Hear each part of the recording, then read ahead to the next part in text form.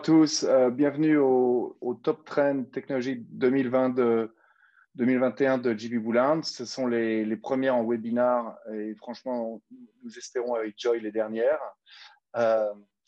Deux points avant que je démarre. Donc, vous pouvez poser des questions sur le Q&A box auquel nous essaierons de répondre de façon interactive.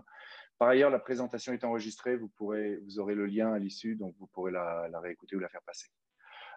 Avant donc de démarrer sur les prévisions elles-mêmes, donc une demi-minute sur JP Boulogne, ce qui nous est arrivé en 2020. Donc après un deuxième trimestre 2020 assez compliqué, sans transactions closées, ce qui était le cas pour beaucoup de conseils, finalement l'année s'est bien terminée. Nous avons connu un quatrième trimestre record au niveau global. En France, pour finir, nous avons closé 6 transactions, ce qui était pas mal non plus. Je dirais une très bonne année en termes de logiciels. D'abord, au niveau mondial, un record. Et en France, 4 de nos 6 transactions. En tout, nous avons fait donc une levée de fonds, 2 buyouts et 3 sell-sides, ce qui, je pense, représente assez bien finalement les proportions au niveau global. D'accord. Donc maintenant, si vous voulez qu'on avance sur juste sur cette page-là. Donc, vous voyez, EcoVadis, je pense, c'était une très belle transaction de levée. Sendinblue aussi était un buyout que nous avons orchestré depuis Paris. Intercloud. Donc, on a eu finalement, comme je le disais, une très belle année. EasyRecruit qu'on a vendu en fin d'année à iSeams, qui est une société de Vista Equity. Et Caféine aussi qu'on a aidé à racheter, à faire leur première acquisition internationale. C'est l'ancien le kiosque Blendel, qui est leur concurrent néerlandais. Do you want to go to the next page, 2020, just a recap of 2020. OK. Donc, juste pour maintenant passer quelques temps sur ce qu'on avait prévu l'année dernière et finalement comment ça s'est passé, comment c'est arrivé. Donc, premièrement, la guerre du streaming. Je pense qu'on l'a tous vu. Je pense qu'à nouveau, le fait que les gens restant à la maison et le confinement a probablement exacerbé évidemment tout cela. Il y a eu des nouveaux venus en plus d'Amazon, de Disney, de Netflix. On a vu Apple est monté en puissance, HBO, Paramount maintenant qui annoncent qu'ils arrivent aussi. Et donc toutes ces plateformes produisent toujours plus de contenu, ce qui crée une inflation, y compris en Europe et y compris en France. Donc les databases relationnelles qui seraient remplacées par des data lakes. En réalité, on continue de voir une montée en puissance des data lakes. Il n'empêche que la grande majorité du stockage de données continue sur être des bases de données relationnelles classiques. Il est possible aussi que les difficultés liées à la pandémie en 2020 aient pu ralentir certaines migrations en fait, avec des sociétés qui ne voulaient pas trop changer en fait, dans leur architecture interne. Donc, on se donne un demi-raté, demi-réussi. Les sociétés donc, qui vont vers des solutions verticalisées AI pour résoudre de réels problèmes, je pense que là, ça s'est totalement vu en 2020. Je pense que les projets globaux au niveau consolidé des sociétés ont continué à démontrer moins de résultats tangibles. Et je pense aussi que dans cette année où les grosses sociétés faisaient très attention à leurs coûts, des use cases précis et verticaux ont continué d'être favorisés. Ensuite, l'intelligence artificielle dans le marketing. Donc là, je dirais qu'à nouveau, le Covid a aidé. Le Covid a entraîné une accélération du marketing en ligne et notamment avec de plus en plus d'utilisation de l'intelligence artificielle. Enfin, donc l'Apple A13, donc leur nouvelle puce, a effectivement été un véritable saut technologique en 2020. Je dirais qu'en 2021, Huawei avec le Kirin 820, Qualcomm avec Snapdragon, Samsung aussi ont lancé des solutions concurrentes et donc la concurrence sera beaucoup plus serrée en 2021. À toi, Joy, si tu veux rapidement brosser les 6 à 10. Ouais, absolument. Bonjour à tous. Donc, si on continue, donc sur notre récap un peu des tendances qu'on avait prévues début 2020, la sixième paraît évidente maintenant post-Covid, mais il faut juste se rappeler et remettre les choses dans le contexte que toutes ces prévision a été faite en décembre 2019 pour l'année. Ce qui est intéressant, c'est qu'on a eu un boost, on va dire, autour du gaming, avec l'émergence de nouveaux modèles, et on le verra aussi, même ça fait partie de nos tendances 2021, l'émergence de nouvelles plateformes avec une meilleure consolidation. Et un exemple parmi ceci a été évidemment une des transactions de 2020 en France entre Voodoo et Tencent, et aussi la levée de fonds de Homa Games. La 7e tendance est quelque chose qu'on a vu émerger de manière très très forte. Alors certes, nous, on l'a vu par le prisme aussi transactionnel avec l'intérêt de CVC pour Ecovadis, mais de manière générale, c'est une consolidation de tendance entre la responsabilité sociétale et l'ESG qui s'est vue, non pas uniquement d'un point de vue, on va dire, de grands corporates qui devaient se positionner pour, on va dire, de la communication, mais ça a changé aussi une grande partie des comportements des investisseurs, des stratégiques et des scale-up, on va dire des sociétés de tech. Et là-dessus, je vous invite à lire un rapport qui sortira dans les prochains jours sur l'impact. Et il y aura une session dans les prochains jours également là-dessus. On communiquera sur ce rapport. Donc ça, c'est la 7e tendance qui s'est confirmée en 2020. La 8e tendance et la 9e vont, je dirais, quasiment de pair, et les deux ont été confirmés fortement. Il y a eu énormément de travaux et de communication et d'investissements par tous les groupes télécoms sur la 5G, mais aussi par de nouveaux venus finalement en Europe, en Asie et aux États-Unis pour les investissements 5G. On ne dirait pas que la 5G aujourd'hui est prédominante, mais c'est un investissement qui est devenu mainstream en termes de changement et de passage de 4G à 5G, avec toutes les implications que ça a sur la consolidation, je dirais, des opérateurs télécoms, point 1. Et point 2, qui a un impact direct sur le edge computing, qui s'est confirmé davantage en 2020, mais sur lequel les volets d'investissement restent très importants, sachant que le nombre de devices connectés est amené à quintupler dans les prochaines années. Et du coup, la 5G va permettre, mais pas que, à adopter un peu ce changement. Et la dernière tendance qui, elle aussi, a été confirmée, et on l'a vu, nous, sur un certain nombre de transactions, mais aussi dans les écosystèmes qu'on couvre à travers nos différents bureaux, c'est qu'aujourd'hui, on a verticalisé, je dirais, le as a service, d'un point de vue business model, mais aussi d'un point de vue comportement et création finalement de nouvelles sociétés ou de nouveaux cas d'usage. Et du coup, ça s'est vu pour plusieurs, on va dire, paramètres d'utilisateur, que ce soit les sociétés, que ce soit ce qu'on appelle les prosumers, donc les individus, on va dire, professionnels, et enfin les consumers, avec l'émergence du consumer as a service dont on va parler dans quelques instants. Et donc, tous ces points-là confirment finalement nos tendances pour 2020, à l'exception de la deuxième qui a été, on va dire, confirmée à moitié. Et aujourd'hui, on refait le même exercice pour la 15e année pour prévoir nos 10 tendances pour 2021 qu'on espère confirmer aussi à la fin de l'année. Guillaume, à toi. Right. If you can move to the first trend, Franze. Here we go. Donc, la nouvelle relation entre les patients et les médecins. Donc, globalement, je dirais que tout ce qui est health tech, c'est un secteur qui a mis un peu plus de temps que d'autres à se numériser et où réellement l'interaction entre professionnels et clients, patients, a basculé dans le 21e siècle à vitesse accélérée l'année dernière et va continuer de le faire du fait de Covid. Nous pensons que c'est irréversible. Et donc, Frost et Sullivan, par exemple, estiment que les téléconsultations dans le monde vont augmenter en volume de 38% par an, c'est-à-dire x7 entre cette année et 2025. Les patients se rendent compte qu'une téléconsultation est beaucoup plus confortable et beaucoup plus sûre, même à de nombreux égards, qu'une visite en personne dans une clinique ou dans un hôpital. Et puis, par ailleurs, je pense que en téléconsultation, l'expertise des médecins est encore plus augmentée par l'intelligence artificielle, que ce soit en téléconsultation ou dans l'analyse de tests, dans la lecture de symptômes, etc. Je pense qu'un point qu'on fait ressortir aussi, c'est qu'une des raisons qui oblige ce secteur à se numériser, c'est naturellement le contrôle des coûts. C'est-à-dire que il faut soigner plus de monde pour moins cher, ce qui est obligatoire dans un monde globalement vieillissant et encore plus dans des sociétés vieillissantes en Europe de l'Ouest, aux US, au Japon.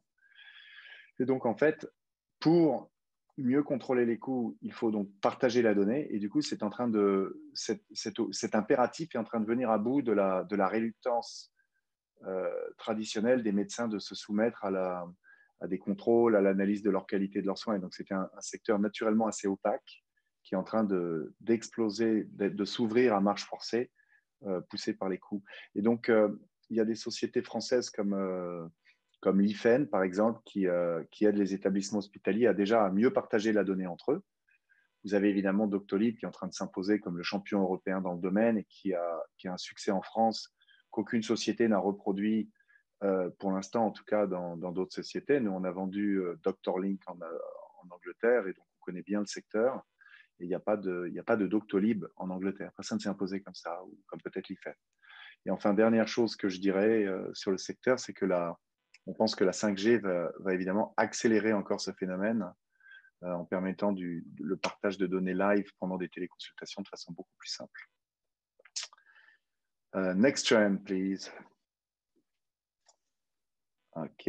Donc, la mort annoncée du cash, enfin pas la mort, mais en tout cas le cash détrôné. Là, encore une où le Covid a joué un rôle d'accélérateur. Je pense que les porte-monnaies électroniques pendant longtemps ont été des solutions un petit peu de niche pour les Gen Z. Elles sont en train d'être adoptées par le grand public. Je pense que avec le Covid, donc on s'est évidemment habitué au paiement à distance par la force des choses, mais aussi pour moi en tout cas et certains, on réfléchit 2 fois avant de toucher de l'argent liquide pour des régions d'hygiène. Donc il y a eu une accélération. Et là, donc, comme je le disais, les nouvelles générations sont en avance avec 75% des Gen Z qui utilisent au moins une application de paiement numérique. Et ce qui est intéressant en 2020, c'est qu'en fait, les GAFAs et Facebook et Microsoft sont entrés mais vraiment en force dans le secteur, aux grandes dames des acteurs traditionnels, qui du coup se sont mis à faire des acquisitions. Donc Visa, Mastercard, certaines banques ont fait des grosses acquisitions. Ce qu'on a vu aussi, c'est des solutions de paiement différés type Klarna ou Affirm qui ont cru énormément, ou en France Alma, qui connaissent des croissances impressionnantes. Et enfin, c'est un secteur qu'on voit maintenant, plus que le health tech, on voit un début de consolidation qui devrait durer au moins 3 ou 4 ans, avec des acteurs numériques 1.0 type PayPal acquérant Tink ou Fiserv acquérant Bypass. Et enfin, dernier point sur ce secteur, je pense que c'est un secteur dans lequel il y a des sociétés très intéressantes en France. Vous avez Lemonway qui a levé l'an dernier, Lydia qui a aussi eu un investissement de Edo Sophia et Tencent, SlimPay qui marche bien aussi dans l'abonnement. Donc voilà, donc un secteur, une tendance qui va bénéficier, nous pensons en fait à l'écosystème français. Next page, please.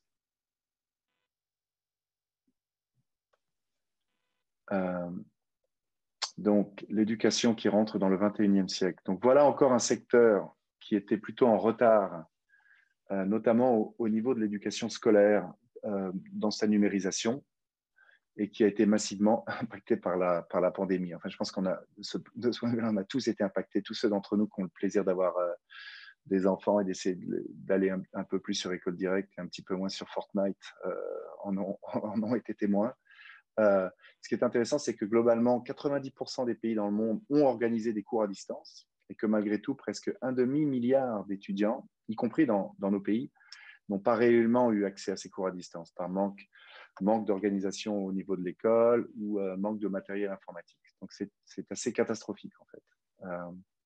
Et le niveau, on pense que même dans le monde occidental, en moyenne, les étudiants, les écoliers ont perdu 3 mois et demi de cours par rapport à le présentiel. Et donc, malgré ça, donc, les activités de plateforme de e-learning pour écoliers et lycéens ont explosé en 2020. À nouveau, nous pensons que cela va perdurer. Nous pensons que les parents se sont rendus compte que c'est un moyen efficace d'apprendre aux enfants et à la place, mais aussi à terme en supplément de la salle de classe. Et puis par ailleurs, je pense que les générations, les jeunes, chaque génération en fait est plus tech que celle d'avant. Et donc, le mouvement n'est pas prêt de ralentir. C'est totalement automatique pour les enfants. Ce qui est intéressant aussi, c'est que ces plateformes se sont sophistiquées. Et donc, maintenant, elles permettent aux enfants de progresser à leur rythme. Par exemple, Baiju en Inde, qui génère automatiquement des programmes de révision adaptés à l'écolier et à son niveau sur la base de ce qu'il a répondu avant. Et puis, de le permettre avec les parents qui peuvent soit accélérer pour qu'ils rejoignent les autres élèves, soit avec des objectifs comme ça, et donc une montée en puissance à nouveau automatisée par le machine learning et l'intelligence artificielle, le data analytics. Vous avez aussi la société française, franco-canadienne, Edoki, qui organise qui a des apps d'apprentissage qui sont basées sur la méthode Montessori entre 3 et 9 ans et qui rencontrent un succès mondial avec 20% de leurs étudiants déjà en Chine, 40% aux États-Unis, etc. Globalement, le marché de l'EduTech croît de 18%, donc près de 2 fois plus vite que l'ensemble de l'industrie du logiciel. Les GAFA, comme pour les paiements, ne sont pas en reste, avec énorme succès pour Google Classroom, qui faisait l'interaction entre les maîtres, les professeurs et les étudiants, l'explosion des ventes d'iPad pendant la pandémie. Et ce qui est intéressant, donc, c'est qu'en fait, il y a un rattrapage du scolaire sur le secteur de l'EdTech en entreprise qui se développait déjà très fortement et qui, lui, pour le coup, était bien avancé avec des gros succès, notamment français, tels que Open Classroom, 360 Learning, pour n'en citer que 2, ou Corp Academy. Et donc voilà, donc on pense que le Covid a mis le feu au secteur plus endormi de l'éducation scolaire et on pense que ça ne va pas s'arrêter et on pense que du coup la vogue de l'EdTech auprès des investisseurs va continuer pendant quelques années. Next trend, please. Voilà, à toi, Joy. Parfait. Merci. Donc, si je reprends, donc la quatrième tendance qui est prévue, c'est globalement la suite, on va dire, de ce changement systémique qui a lieu un peu dans la manière de travailler. Ce qui a été perçu en 2020 et ce qui a été, je dirais, prouvé, c'est un vrai changement, une vraie digitalisation finalement des relations entre employés ou entre collègues à travers, surtout dans les grands groupes, mais aussi, on va dire, dans les PME. Il y a eu une très forte pénétration, un très fort, on va dire, déploiement de solutions type Asana, Zoom, Slack, les suites de Google, les suites de Microsoft qui ont vu, on va dire, un pic qui est impressionnant et on n'a qu'à voir finalement la courbe de Teams par rapport à Slack qui démontre indirectement finalement cette très très forte pénétration qui a eu lieu quasiment en accéléré en 2020.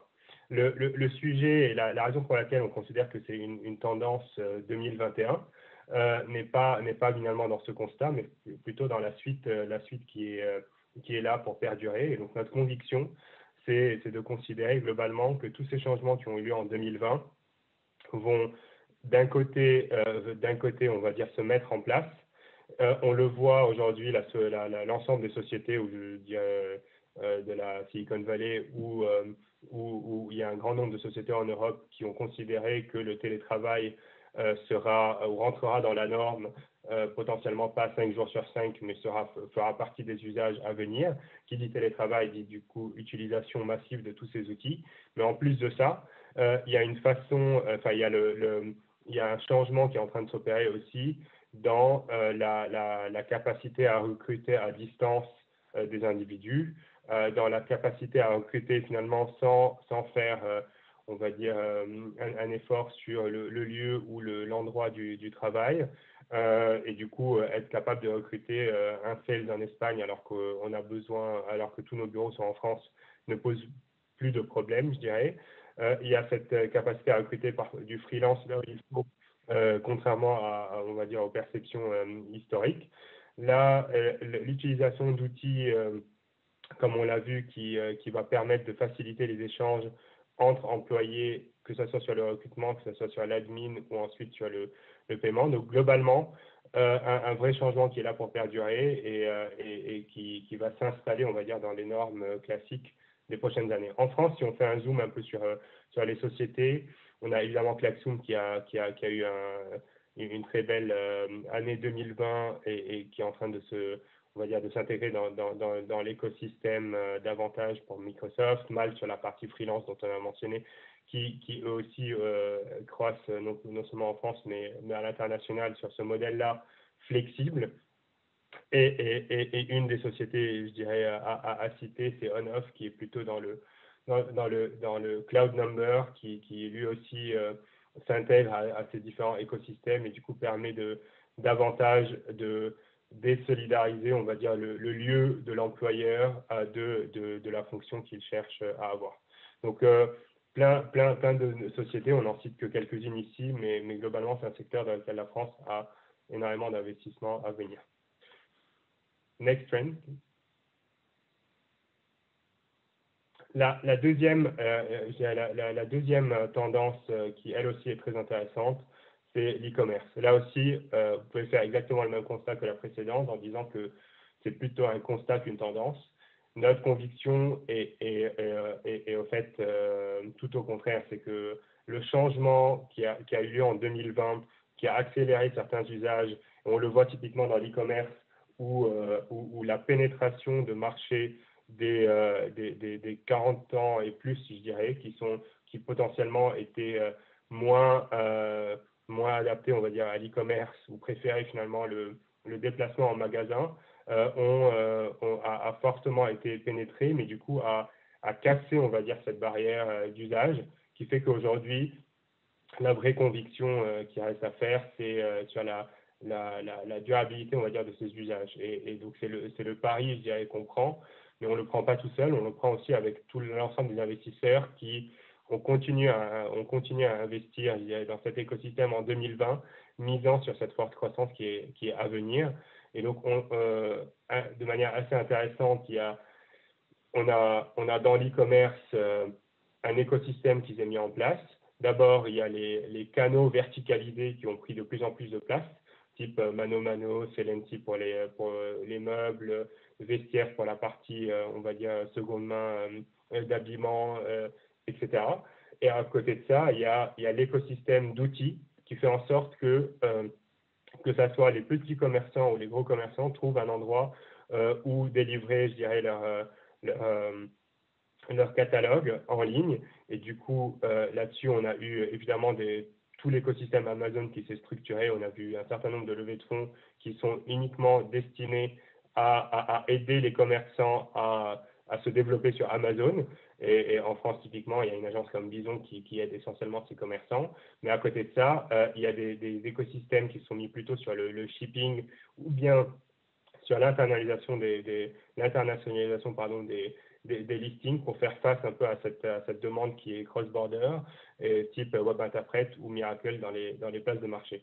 Enfin, un dernier point sur les tendances e-commerce qui elles, seront là pour perdurer, c'est l'impact qu'il y a eu sur les modèles hybrides qui ont évidemment été portés par le Drive initialement sur la partie purement FMCG, mais du coup qui sont développés sur tous les autres modèles avec la livraison en magasin, le pick-up, et c'est des éléments qui ont cru énormément et qui allient un peu les deux modèles e-commerce et offline, et a priori, compte tenu un peu de leur taux d'adoption, c'est quelque chose qui perdurera dans les prochaines années et rentrera plutôt dans les mœurs pour faciliter et le paiement et la livraison à temps.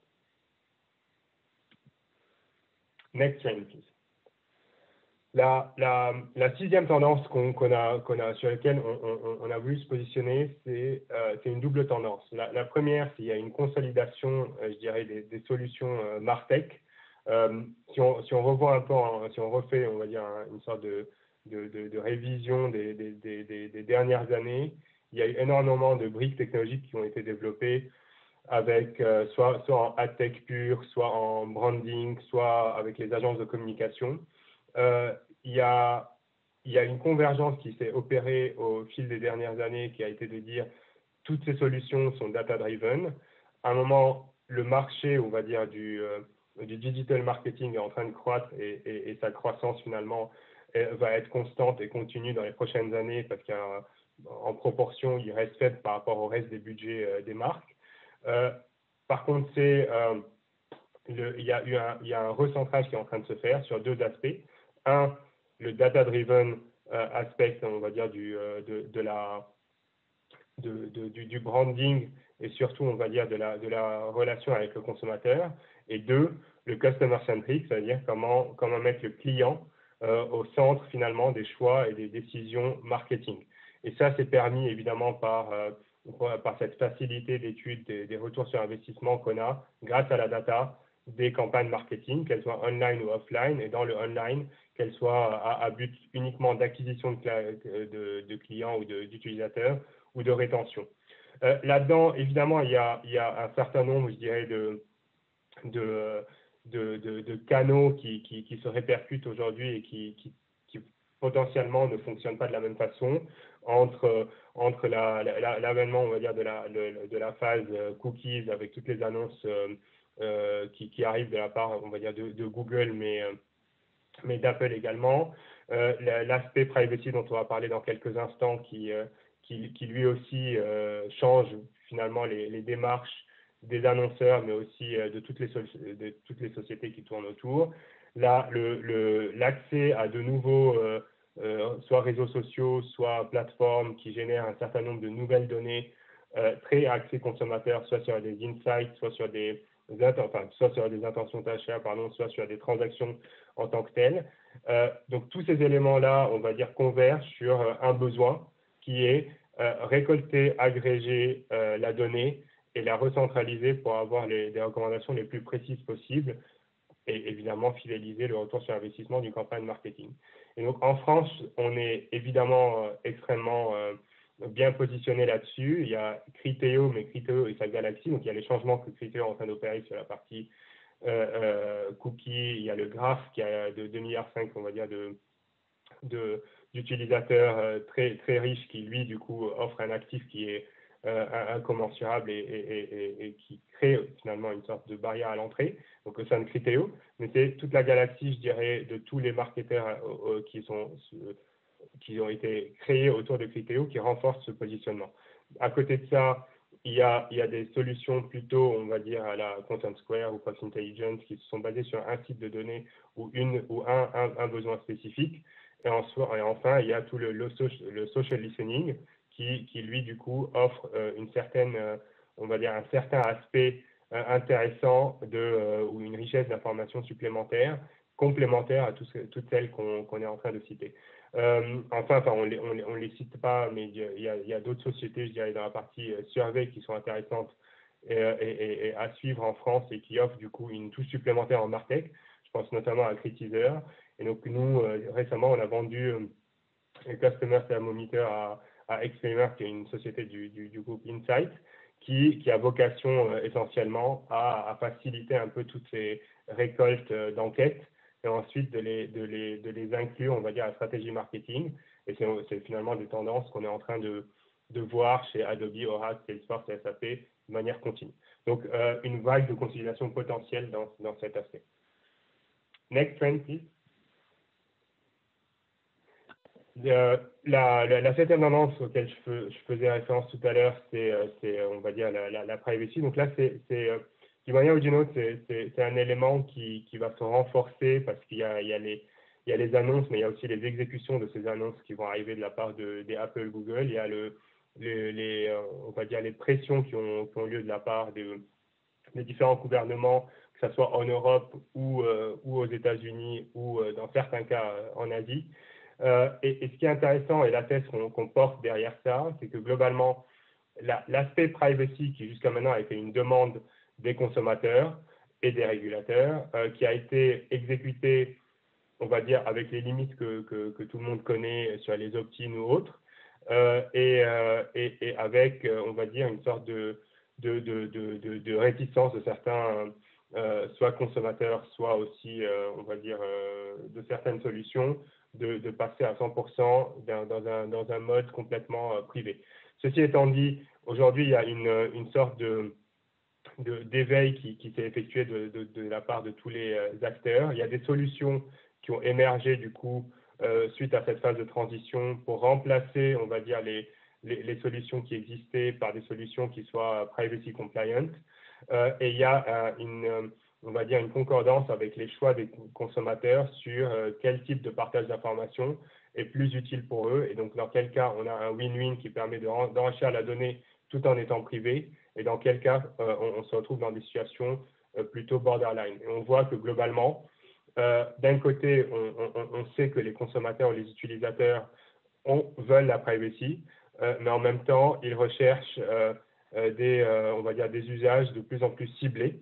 Et donc, l'arbitrage qui se fait de plus en plus, c'est de trouver des solutions qui permettent d'adresser ce besoin-là avec toutes les normes en place. Et donc, aujourd'hui, toute technologie qui soit privacy by design, qui a été construite pour être, on va dire, durable et qui s'est trouvé, on va dire, la bonne technologie non anonymisée et qui permettent d'adresser un besoin, soit comme on le voit avec Google par cohorte d'audience, soit dans une logique finalement de CRM client sans revente de données nominatives. C'est des solutions aujourd'hui qui répondent aux besoins et qui permettent de plus en plus on va dire, de créer une différenciation entre certaines sociétés et d'autres.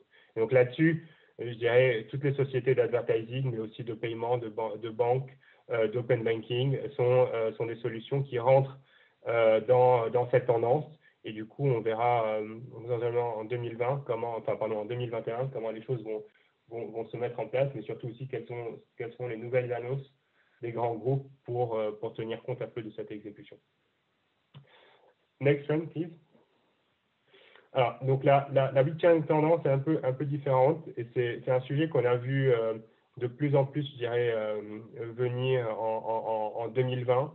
Et la thèse, un peu comme les premières tendances que je citais tout à l'heure, notre thèse est une thèse finalement on va dire, de durabilité de tendance sur la partie, d'un côté, utilisation des applications payantes pour renforcer les aspects well-being et fitness.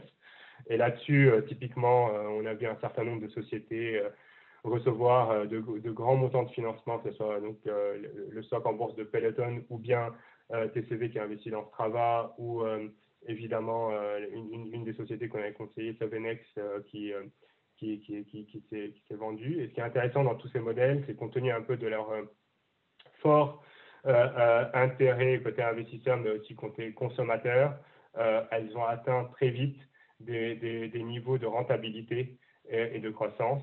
Et donc, c'est un modèle qui est là pour perdurer. Et comme vous le voyez sur le graphe, ce qui est intéressant, in fine, c'est que l'Europe est encore sous-représentée dans cette industrie. Et donc, c'est un volet pour nous, et notamment en France, où on a identifié une société qui s'appelle Gymlib. Mais dans le fond, aujourd'hui, il n'y a pas assez de sociétés de taille dans on va dire, le fitness en ligne qui, à notre connaissance, qui répondrait un peu à cette tendance de fond. Mais de manière générale, cette tendance est en fait liée à une autre plus grosse tendance qu'on observe chez JP Boulan et sur laquelle on a sorti un certain nombre de rapports. Il y a une nouvelle version du rapport qui sortira aussi dans les prochaines semaines sur le Consumer Subscription Software, donc le CSS. Donc tout simplement, en fait, toutes ces applications à destination d'utilisateurs qui nécessitent un abonnement et aujourd'hui qui se démultiplient un peu sur notre téléphone à différents besoins, que ce soit du well-being ou que ce soit donc type calme ou du dating ou du fitness comme on vient de le citer, ou de la lecture ou de la musique ou de la vidéo. Et également dans le côté prosumer, on l'a vu tout à l'heure avec tous les outils qui vont faciliter le remote work. Et ce qui est intéressant là-dedans, c'est que la thèse in fine, c'est qu'à minima, une personne devrait en moyenne payer 30 à 35 euros par mois en abonnement d'application. Et donc, ça définit un peu une taille de marché potentielle pour toutes les applications et le foisonnement de ces applications-là. Les US sont très, très bien représentés dans ce secteur. L'Europe, encore moins. On a, nous, chez JP Boulan, l'occasion de travailler sur un certain nombre de mandats là-dedans, mais on est convaincu qu'aujourd'hui, il y a un marché à investir là-dedans. Il y aura l'émergence de plus en plus de sociétés dans ce segment-là. Et ces sociétés-là, aujourd'hui, enfin, je veux dire, une certaine profondeur de marché, mais en même temps, une vraie éducation autour de quels sont les bons KPI, un peu comme les modèles de SaaS qui ont émergé, sur lesquels maintenant, il y a énormément de littérature. Donc, c'est un sujet à suivre et qu'on pourra évidemment suivre avec ceux qui le souhaitent lors de la sortie du nouveau rapport sur les CSS dans les prochaines semaines. Next trend, please. Voilà, et les deux dernières tendances, j'irai un peu plus rapidement là-dessus. La première, c'est sur la partie l'émergence finalement des nouveaux réseaux sociaux et qu'on a observé globalement en 2020, mais c'est quelque chose qui est vraiment au tout début de ce événement. Et là aussi, je ne fais pas la pub de tous nos rapports de recherche, mais c'en est un où on a écrit un rapport très très intéressant qui a eu certains prix aussi en 2020 sur le social gaming. Et la partie intéressante, je dirais que là-dessus, c'est que c'est l'émergence, enfin, la convergence de deux tendances de fond. Le gaming, et là pour le coup, c'est quelque chose qu'on a cité tout à l'heure, mais c'est clairement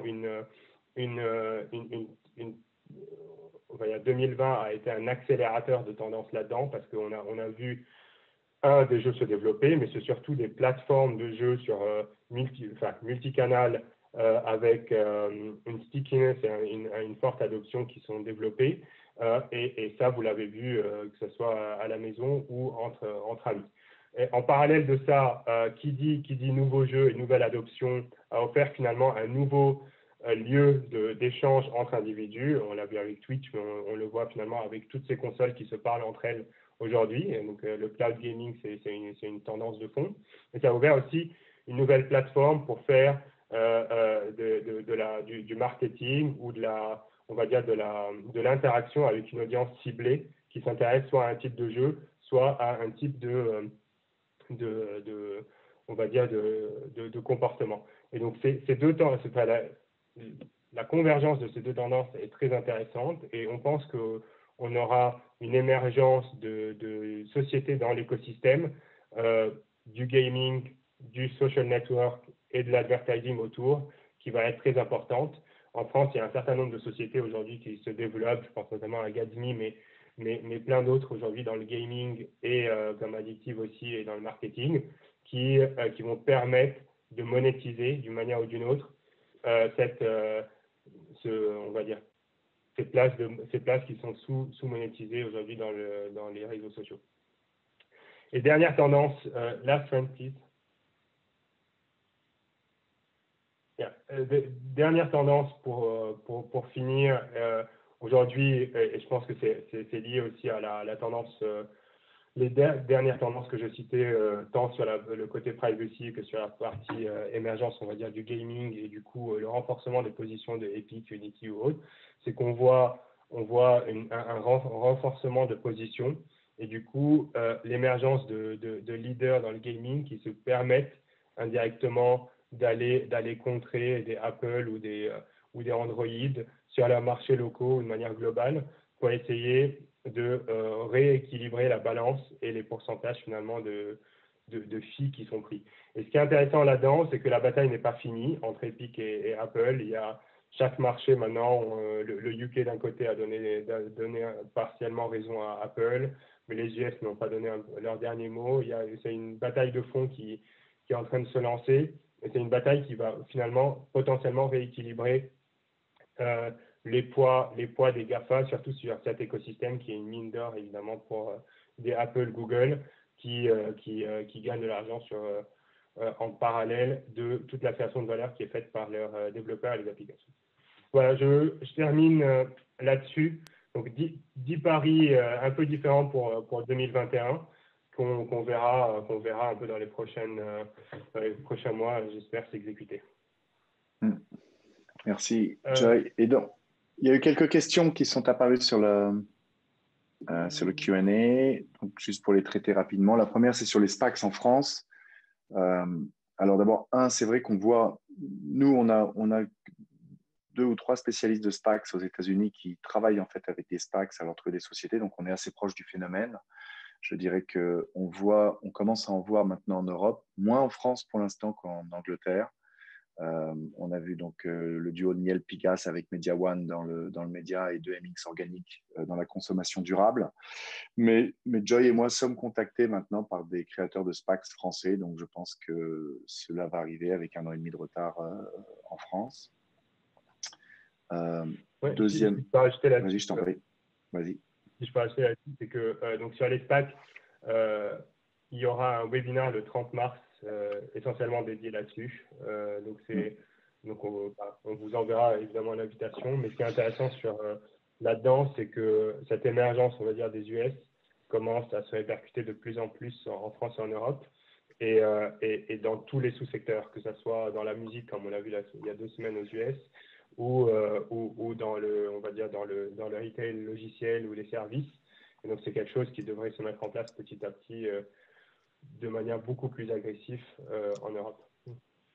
Voilà, avec la limite de le problème en France plus par exemple qu'en Suède sur la capitalisation boursière, qu'on ne peut pas rester de façon durable trop en dessous d'un million ou de 500 000, d'un milliard ou de 500 millions d'euros en France sans risquer de devenir une action orpheline, puisqu'il y a moins de petits porteurs très, très différents, par exemple de la Suède ou de la Norvège. Deuxième question sur l'éducation et notamment le fait que c'est qu'en France où l'éducation est très centralisée et avec une idéologie très égalitaire, est-ce que cette école sur demande ne va pas être compliquée à mettre en place en France? Et je pense que oui, au niveau de l'éducation nationale, je pense qu'on restera probablement en retard, mais en même temps, entre les cursus privés dans les études supérieures et l'aide à la maison, qui est quand même un énorme marché, c'est probablement celui-là qui sera amené à intégrer les outils numériques beaucoup plus de façon durable, je pense. Ouais. Juste peut-être pour revenir sur une question sur les IPO. Ce qui est intéressant, c'est que je pense que 2020 va confirmer davantage la France comme ou les IPO comme une équipe potentielle. Il y a l'exemple de Believe qu'on suit nous de près qui évidemment se prépare pour son IPO dans les prochaines semaines. Il y a l'annonce d'OVH en début de semaine qui rejoint, je dirais, Believe pour son IPO potentiel. Il y a, et je pense que la liste va être de plus en plus importante dans les prochains mois et ça ouvre une sortie potentielle qui était non envisagée à date, à part aller sur le Nasdaq pour faire son IPO. Donc ça c'est un point intéressant et par rapport au point de Guillaume tout à l'heure sur les institutionnels, ça permet finalement, comme on l'a vu aux US, de créer une nouvelle catégorie d'institutionnels intéressés par les sujets tech avec une maturité différente que de sujets qui généralement allaient sur le marché de l'IPO et donc potentiellement facilitent le niveau d'exit tout en restant dans le marché européen. L'autre question par rapport à la cybersécurité, en effet, c'est un sujet qui ne fait pas partie nominativement, on va dire, des 10 tendances. Il a fait partie des tendances, il me semble, des années précédentes. Aujourd'hui, on considère que c'est toujours on va dire un point de fond et on voit tous les jours des breaches qui ont lieu dans les grands groupes. Donc ça, c'est un sujet de fond que nous, on suit. Ceci dit, indirectement, il fait partie des tendances qui ont été citées, que ce soit sur les sujets de privacy, où on va dire le travail de demain. Parce que dans tous ces cas-là, un des gros casse-têtes, on va dire, de 2020 et qui est là à perdurer, c'est que le changement systémique finalement de la manière dont on travaille ou la manière dont on échange l'information a un impact direct sur la sécurité, qu'elle soit en B2C ou en B2B, vu qu'on ne travaille plus finalement dans des univers fermés au sein même de la société, mais on travaille un peu de partout et on utilise finalement des outils qui sont soit hébergés dans des clouds sur lesquels on ne maîtrise pas tout le flux de données ou on utilise des outils qui, eux, sont finalement connectés à un Internet qui est moins sécurisé. Et là-dessus, on pourra en parler aussi avec la personne qui a posé la question, mais donc on a un certain nombre de sujets qu'on est en train de suivre en ce moment, typiquement dans ce secteur-là, et donc des levées de fonds à venir en France activement. Oui, puis je pense que le zéro trust est un petit peu la solution justement contre juste défendre un data center quand en fait la donnée est hors du data center via le cloud et les apps. Mais comme tu le disais, en fait, c'est une tendance qu'on avait repérée il y a 2-3 ans, je crois. Donc, par rapport à EduTech ou HealthTech, c'est sûr que ces secteurs-là ont tout simplement explosé. Je pense que la cybersécurité est un axe majeur d'investissement et de développement depuis maintenant plusieurs années. Ceci dit, nous allons probablement publier plus tard dans l'année un gros rapport de cybersécurité, donc watch this space. OK. Alors, est-ce que nous avons, à moins que nous ayons d'autres questions, je pense que il me semble que nous allons maintenant mettre fin. Donc, surtout, n'hésitez pas sur ces différentes tendances à nous faire parvenir de vos idées d'autres sociétés à regarder parmi les sociétés françaises. On a essayé d'en mettre le maximum dans le rapport. Le rapport est interactif et donc nous pouvons rajouter d'autres sociétés. Et puis, ce sont à nouveau 10 tendances que nous, chez JP Boulin, nous allons regarder de près pendant l'année. Donc, avec grand plaisir pour échanger sur tous ces sujets-là. Et on se souhaite à tous une année active et un déconfinement très, très rapide et très prochain. Merci. Merci à tous.